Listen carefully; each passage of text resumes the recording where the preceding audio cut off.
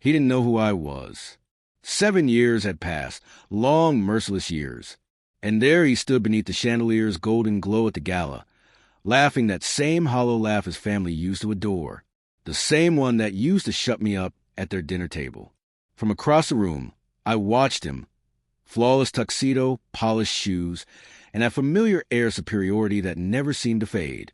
He looked like a man who'd won. But what he didn't know was that tonight, he stood at the edge of his downfall, and I was the one who had built the cliff. Our eyes met. For a fleeting second, I saw confusion flash across his face. He didn't recognize me. Not anymore.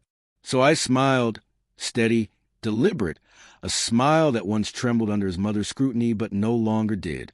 I walked up to him and handed him the document. "Pleasure doing business with you," I said smoothly.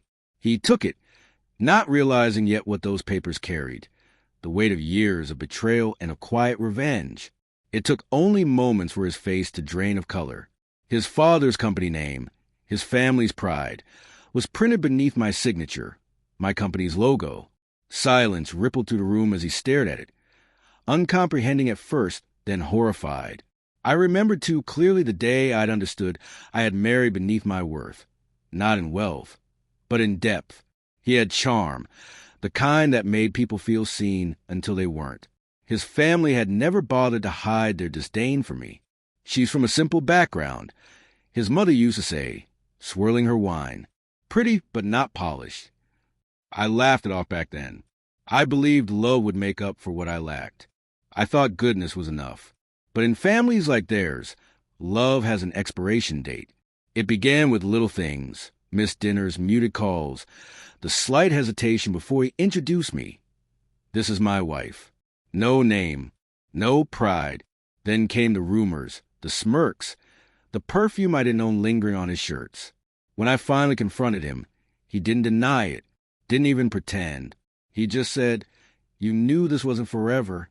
That sentence didn't break my heart. It killed my restraint. I left without a scene. No shouting, no tears. Just my name and silence. They thought they'd erase me. But invisibility has its advantages when you know how to use it.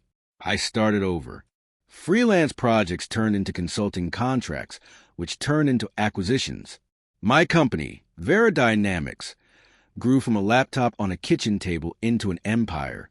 Every deal, every partnership was a piece of strategy in a much larger game. And all the while, I watched their empire, Hale Industries, begin to crumble. Ego, greed, and arrogance did most of the work for me.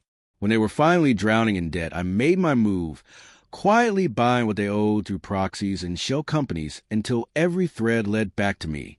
One morning, as they still pretended to be powerful, the final transfer was signed. Their business, their history, their legacy belonged to me. So when the invitation came to collaborate with Vera Dynamics, I accepted. They had no idea who I was. The name change, the rebranding, the years of distance, all worked perfectly. The ballroom that night sparkled with old money and fading glory. His mother still wore pearls that weren't paid off. His father's smile was stretched too tight. And him, my ex-husband, still wore the same confidence he once used to hide his cowardice. He greeted me automatically. "You must be Miss Veronique. We're honored to work with your firm." I shook his hand. His pulse quickened at my touch, something in his memory trying to surface. Not working with Mr. Hale, I corrected, my tone calm. He frowned. "I'm sorry. Your company," I said softly, "is now mine." He blinked, confused. Then, as he opened the folder, realization hit. The air went still. His father froze mid-conversation.